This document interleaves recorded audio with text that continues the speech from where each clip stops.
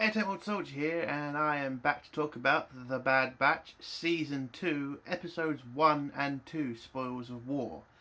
I think these episodes were okay. A good start to the season. I thought the first season of Bad Batch was okay, but as I said in those reviews, the biggest problem with The Bad Batch is Omega. Now, the problem for me with this new season is, have they learnt from that mistake? Are we just going to have the continuous story of having to focus on Omega? Not saying Omega is a bad character, not saying that at all. But when a show is called The Bad Batch, I want to see The Bad Batch. I know Omega's a part of it now, but again, just don't have so much focus on Omega. Now, these two episodes, I would say Omega was definitely center of some of the episodes, but she didn't override the episode. She didn't take control, which I like, okay? Again, she's not a bad character. It's just, again, too much focus on one character is annoying. But other than that, I think the episodes were okay. Problem for me with the episode was I already knew it was going to happen. I mean, as soon as you hear what the mission is and they have to collect something, you then remember they did the same old stuff the first season with the Bad Batch. And so, kind of disappointed that they're still keeping the whole failure thing going with the Bad Batch with some missions. But overall, I like the episodes. I like the fact we're learning more about the Empire. I like the fact we're learning more about the Separatists in little details. Again, I would like it if they go into more depth with how the Separatists are dealing with losing the war. I want to see more worlds in the Republic that are now the Empire. How the Republic planet's dealing with becoming an Empire. And again, Bad Batch is a series you can go into massive detail about this. The evolution of the Empire. The state of the galaxy. You can go into massive detail with this show, as long as they keep it to the point, as long as they're not going into a woke direction, which they don't seem to do as much with the cartoons as they do with the shows, so that is a plus. But overall, I think the two episodes were good episodes. I like the ending of the second episode because it shows how bad the Empire is getting and how, well, I'll get into that in the spoiler section. But yeah, it's a strong opening from The Bad Batch Season 2. I have hope for this series. I don't think it's going to go woke, which is a very big plus to me. Again, it's just the Omega problem. She's not a bad character. It's just don't have the show focus on her. That's all I'm asking. So let's get into spoilers now, if you don't want to hear spoilers. Oh, hold on. My score out of 10. I'm going to give the two episodes both 7 out of 10. Good episodes, strong opening, and that's my score. So if you don't want to hear spoilers, leave in 3, 2, 1. So, first episode starts off with a Bad Batch retrieving some box from a water planet. They get chased by crabs. Omega is studying ships from the Empire, making sure she understands the classes and their abilities, so she knows how to fight them and defend against them, which I think is very good to see that again. With Omega, they are training her, which is a big problem with Star Wars. They seem not to train the female characters. They seem to just give these characters these abilities they have no right to. Again, you have to train them so we can believe they can do this stuff. I'm not saying... I mean, look, Rey was a terrible character because they just didn't do the basics with her. And with Omega, I think they at least learnt from that. They're giving her training. They're giving her, time to grow, which I like. So the Bad Batch are getting chased by crabs. Omega's on the ship with with Tech.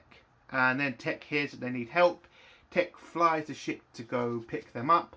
Omega unfortunately falls off the ship, but grabs the cable line to the ship, and then she starts fighting the crabs. She manages to fight off the crabs, and then Tech gets the transports to Hunter and the other two, and they grab them and they go back to see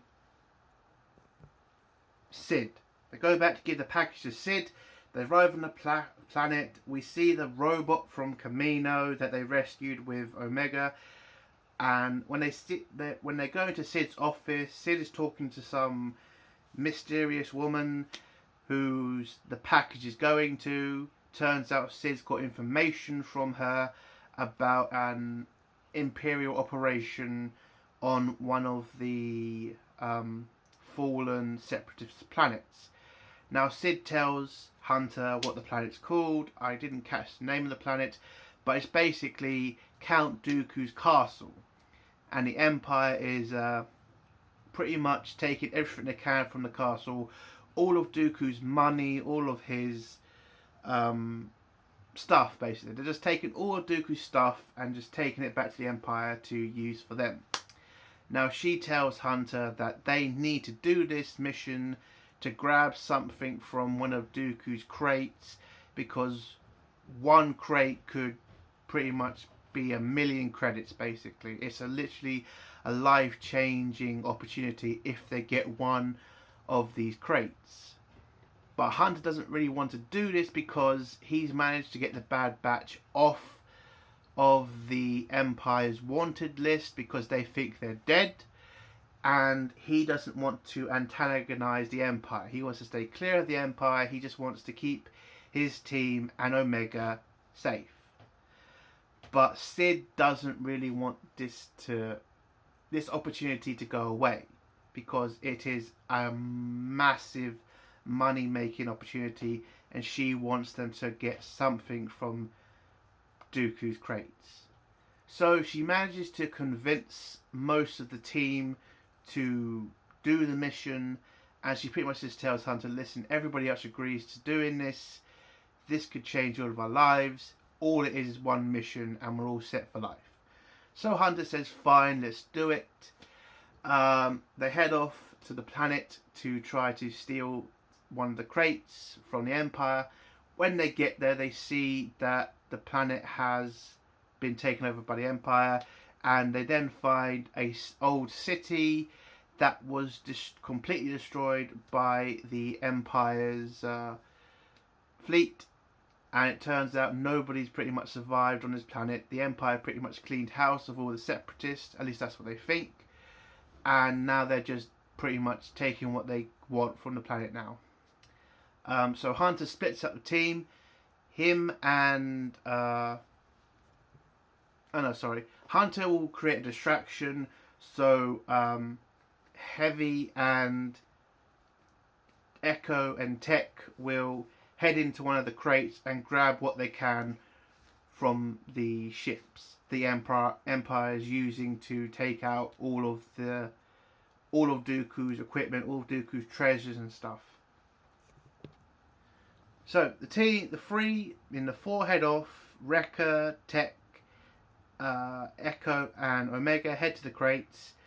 Hunter heads off to the crate distraction, and then we start hearing about how this is all of Dooku's treasures, and this is what he's been doing with the Separatists, pretty much stealing from the Separatist planets and hoarding it all for himself. Hunter straps some bombs to two Imperial fighters. Wrecker knocks out one of the clone troopers, which Tech has to tell him that's a dumb idea, because then they're going to be missing that trooper, and then they're going to put search parties out to to find him. But Wrecker's pretty much like he had no choice. So they look into the crate, they find a bunch of credits, a bunch of jewellery, pretty much enough for them to hide, enough for them to disappear forever from the Empire with this amount of credits that they found. So Wrecker takes the crate full of credits and he runs out of the crate, and he waits for the others to join him, but unfortunately the commanding officer of the clones on the planet figures out something's going on when one of the troopers doesn't come back, reports in. So he orders the transport to emergency takeoff and to lock down the ship and then fly. And then it does. It flies off with Omega, Tech, and Echo on board still. So they've got to figure out a way to get off the transport before it goes into hyperspace and it gets taken back to an Imperial base or something. Hunter then tries to jump onto the transport with Wrecker, but they can't get inside because it's pretty locked and the clone troopers are firing at them as well, so they've got more troubles to deal with. So they drop onto Dooku's palace. They get inside. The clone troopers come in to try to kill them basically, but Hunter and Echo manage to hold them off. Hunter figures out that they're on Dooku's transport thing, his emergency elevator, so he can escape if he ever gets attacked. So they figure it out. Hunter activates the turbo lift, but it gets jammed because one of the clone troopers hits the computer, so Wrecker just jumps and breaks the elevator and it just falls straight down. The clone troopers then try to go after them, but they can't. On the transport, Tech figures out the best way to get off the transport is by using one of the escape pods, but at the same time, the captain of the clone troopers figures that out as well and tells the transport to fire all of its escape pods. So they do. They then get attacked by clone troopers, and Omega figures out that she remembers what she studied from Imperial ships, and she knows this ship's design and that the crates that they are in, if they can detach the crates have an emergency system that will activate jets on it that will help it safely land back onto the ground. So they head back to one of the crates, they release all the crates from the transport, and they go hurtling down to the ground. And that's how the first episode ends. Next episode pretty much starts off where we left off, which is, Echo, Tech, and Omega falling to the planet. But as Omega predicted, as she knows, the crates, emergency systems activate, the jets activate, they land pretty hard on the ground. They end up on the bottom of a hill. They then jump out of the crate. Well, at least they try to jump out of the crate. Tech gets injured by one of the boxes. It breaks his femur, I think he said. But they then climb out of the crate and get helped by some, I think he's a separatist person who lived on the planet when Dooku was in charge. They force him to help them by taking them back to his hut or something. And we find out more about what he thought of the war and, getting the perspective of the separatists for once, which I kind of liked in this episode. Because we never really see that in Star Wars. We never saw that side of the war. We only ever saw the war from the Republic side. We never understood the separatist side. That's why I liked the Tales of the Jedi series, because it kind of showed you why Dooku joined the separatists, or why he joined the dark side, because he kind of saw the corruption of the Republic. Now I wish they would have gone into more detail in Tales of the Jedi, shown us more of the reasons why people wanted to start a war with the Republic. But we never got that, unfortunately, because I think they just wanted to do some short episodes with Dooku, and I kind of think that's a wasted opportunity, in my opinion. But back to the episode. Hunter and Wrecker manage to escape into the destroyed city, where they get chased by clone troopers. They can't use any equipment on them because Wrecker hasn't got any massive bombs on him. So they get to a separatist tank where Wrecker manages to forge a large cannon out of the wreckage of it, and then Hunter and Wrecker pretty much push back the clone troopers and manage to escape back to the ship. They get back onto the ship. They get chased by some V-Wings, but V-Wings are pretty shit because they're pretty much the TIE fighter in this scenario. Wrecker destroys a couple of them. Tech and Echo are with Omega in the Separatist guys' shack or whatever. He gives Omega some sort of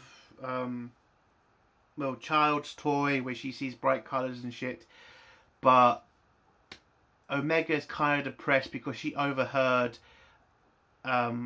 Echo talking to Hunter about how he wants to do more to fight the Empire. He doesn't like this whole hiding out and doing nothing, and she kind of thinks that he blames her for their situation. But so she decides to go back to the crate to get some of the money and the credits and all the jewelry down there, so that so this mission isn't a massive failure. So she goes there secretively. She gets the crate, she jumps down, but when Echo finds out, he runs there to try to get her back before the Imperials try to grab her, or get to the crate. But he's too late, because when he gets there, she's already inside. The Imperials get there on their speeder bikes. They set up a turret for some reason, and they're now stuck in the crate. Tech is also still injured, but he has to go out there to help them. He gets there on his own. He manages to defeat all the clone troopers in the area on his own with a bad leg, but he falls unconscious at the end.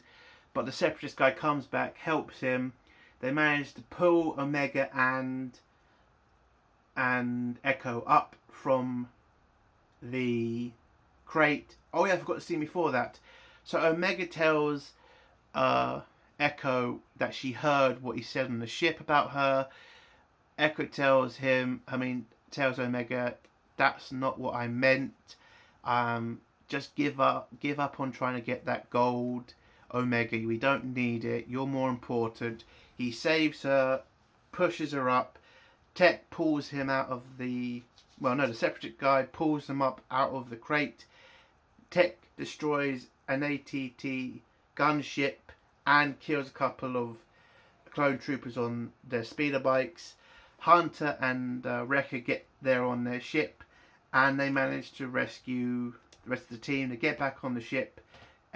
Tech thanks the Separatist guy for helping them, and that's how the episode ends, with a failed mission. Oh, and the final scene is the commander from the first season talking to the captain of the clone troopers, who tells him that it was Task Force 99 that was the ones to do this operation, the ones that tried to steal the money from the Empire.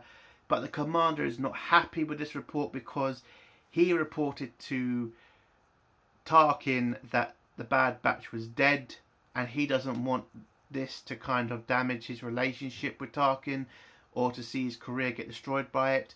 So he tells the clone captain that he wants the report to be falsified, that it wasn't the Bad Batch, it was another rebel terrorist group. But the clone refuses, and we get this great scene where the commander points his pistol at the clone trooper and kills him. And I think that's just a great scene, because it shows this is not the Republic anymore, this is the Empire. If you don't do as you're told, and you want to protect yourself, you need to kill your soldiers to protect yourself. And I like that scene. It shows how bad the Empire is. It shows how much they don't really give a shit about the troops. And that's how the episode ends. I think it's a great episode. I liked it. Both the episodes are strong. It's a great opening for the season, and I can't wait for next week's episode. And that's my review. If you like this review, give it a like. If you dislike this review, give it a dislike. And if you like my content, do think about subscribing. Entertainment World Soldier. Bye.